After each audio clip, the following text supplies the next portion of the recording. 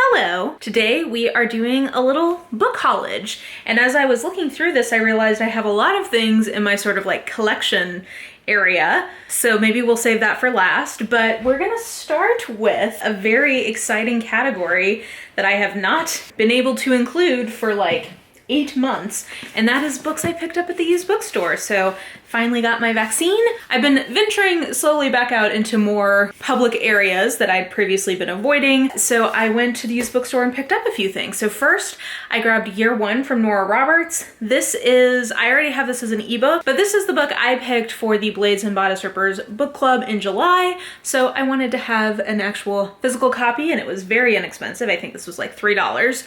So I picked this up. I also picked up a couple of really just like very nice condition trade paperbacks of a couple of Nora Roberts books. So I picked up Brazen Virtue, which is a standalone romantic suspense. And actually this has been the target of some controversy this year because it is being adapted and the lead character is Alyssa Milano, and she's, I guess, a figure of division for some people who feel like she's too liberal, and it caused Lenora to condescend from her throne to put people firmly in their place. So I felt like this was definitely one that was worth having in physical copy. And then I also picked up a McGregor Christmas, which is a bind up of 2 of her, I believe, historical romance novellas or romance novels. One is called Rebellion, set in Scotland in the winter of 1745, and one is In From the Cold, which is set in America at Christmas in 1776. So there you go. So a nice little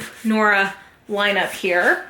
And then I also grabbed, very nostalgically, this hardback copy of The Moving Finger from Agatha Christie because these were the Borders hardbacks that were being sold when I worked at Borders, and I very foolishly got rid of my collection of them at some point. I don't know what I could have been thinking, but I did get rid of these in my collection. So when I saw that this was back there with a Borders tag, I knew I had to pick it up. So little Agatha, I guess this is technically a collection edition, but it came from the used bookstore. So anyway, very delighted to have a little McKay's haul to share with you. Then I had 2 pre-orders I was going to share with you. One is Pride and Premeditation by Tirsa Price. This is a YA mystery thriller that has been described as YA Pride and Prejudice with a mystery. Sold. Need know nothing else to be excited about this. Also, I love the cover, so pretty. So pre-ordered that. And then my physical copy of Fugitive Telemetry from Martha Wells also came in very excitingly. I have already read and very much enjoyed this. This is Murderbot solving a murder mystery. Basically, this was just aimed straight at me, and I enjoyed it immensely. Then a few random books that I picked up. So first I picked up this graphic novel called They Called Us Enemy by George Takei and illustrated by Eisinger, Scott, and Becker. This is a graphic novel nonfiction account of the Japanese internment camps during World War II here in the US, and this comes at the recommendation of Ashley from Bookish Realm, who very rarely steers me wrong, so I'm anticipating that this is going to be a delightful little gem of a nonfiction graphic novel pick. Given the subject matter, I'm sure it will also be very sad, but I'm expecting that this will be highly edifying. Then 2 recent releases that I believe are variants on Isolated Closed Circle Mystery. So first, The Sanatorium by Sarah Pierce. I've actually had several folks reach out to me saying, hey, have you heard about this one? This is an isolated closed circle mystery set in a former abandoned sanatorium that has since been renovated into a 5-star minimalist hotel. It's in the Swiss Alps. They get snowed in, and I think people start dying. I'm hoping that's what happens anyway, because that is my literal actual favorite thing to have happen in a book. So this one, it's also a Reese book club pick, so for whatever that's worth. And then Shiver by Allie Reynolds. It says it started as a reunion, it ended with murder. Again, lots of snow. I'm thinking that this is a reunion at a hotel. This is in France, at one of their most exclusive ski resorts. So we have Swiss Alps in one, we have French Alps in the other, and we have 4 old friends who are catching up. As soon as they arrive for the reunion, they can tell something's wrong. The resort is deserted. The cable cars that delivered them to the mountaintop have stopped working. Their cell phones are missing. And inside their ski lodge, an icebreaker game awaits designed to draw out their secrets. A game meant to remind them of Saskia, the enigmatic sixth member of their group who vanished the morning of the competition years before and has long been presumed dead. So there you go. They apparently met long ago at a snowboarding competition and something went wrong. So both of these seem like they are straight up my alley, and I'm very excited to get to them. And then one that I've already read, and it's kind of for collection and kind of just because I knew that there was a chapter in this with a close reading of the Side Changeling series by Nalini Singh. I'm doing a podcast about that series right now, so I wanted to get some reference, but Making Meaning in Popular Romance, Fiction and Epistemology by Jashari Kamble. And this is not the best literary study of romance I've ever read, but I did think it was pretty well done and had some interesting points or interesting things that it was raising. This reminded me actually a lot of Laura Vivanco's Pursuing Happiness in terms of some of the critiques it was making regarding like romance and its relationship to like capitalism and race, other things like that.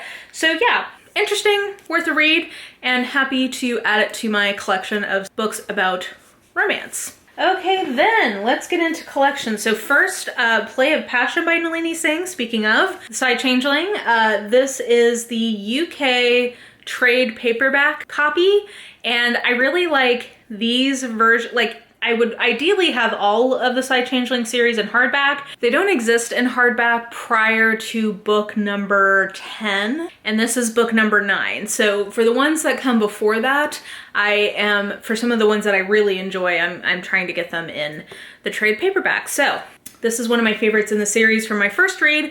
I'm hoping that it will also be a favorite in my second read, and yeah, you will see more of these in the coming months. Then 2 entries into my slowly growing collection of Robin Hobb's Realm of the Elderling series. I ordered one of these in March, but it didn't show up until April, so I'm showing both of these to you now. We have The Golden Fool and Fool's Fate. Look how pretty. I absolutely love these editions. These are again from Book Depository from the UK because they're a little trickier to get here in the States. But I'm excited to have both of these, and you will, again, slowly see more and more of these coming into my collection as time goes on. Then I picked up another Everyman's Library Red Spined edition. This is a Joan Didion bind-up called We Tell Ourselves Stories in Order to Live, Collected Nonfiction.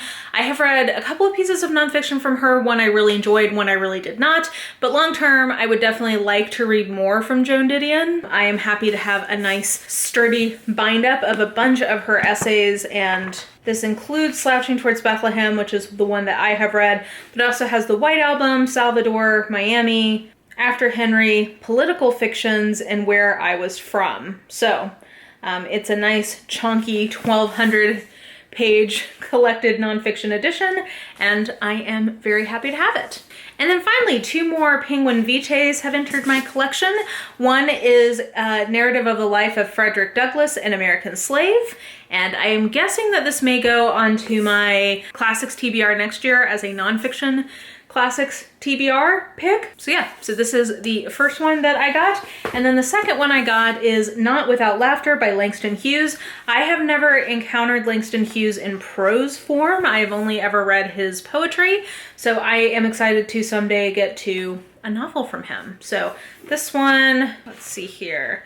When first published in 1930, Not Without Laughter established Langston Hughes not only as a brilliant poet and leading light of the Harlem Renaissance, but also as a gifted novelist. In telling the story of Sandy Rogers, a young African-American boy in small-town Kansas, and of his family, his mother, Angie, a housekeeper for a wealthy white family, his irresponsible father, Jim Boy, who plays the guitar and travels the country in search of employment, his strong-willed grandmother, Hagar, who clings to her faith, his aunt Tempe, who marries a rich man, and his aunt Harriet, who struggles to make it as a blues singer, Hughes gives the longings and lineaments of Black life in the early 20th century an important place in the history of racially divided America. So, sounds sort of like a family drama set in the late 20s or early 30s. So yeah, I will get to this one eventually as well. So 2 more Penguin Vitae for my collection. And with that, I think that that will do it for this haul. Not a huge one, but I had some really exciting things in here. Definitely let me know what you thought about any of the books that I talked about in this haul, or any books that you have picked up recently. Let me know that in the comments below. And yeah, I think that that will do it for me for now. So if you enjoyed this video, please like, subscribe, follow me on the social medias if you are so inclined. I have all that information listed in the description box below, and I think that that will do it. I hope you are having an absolutely lovely day today, and I will just talk to you soon. Bye!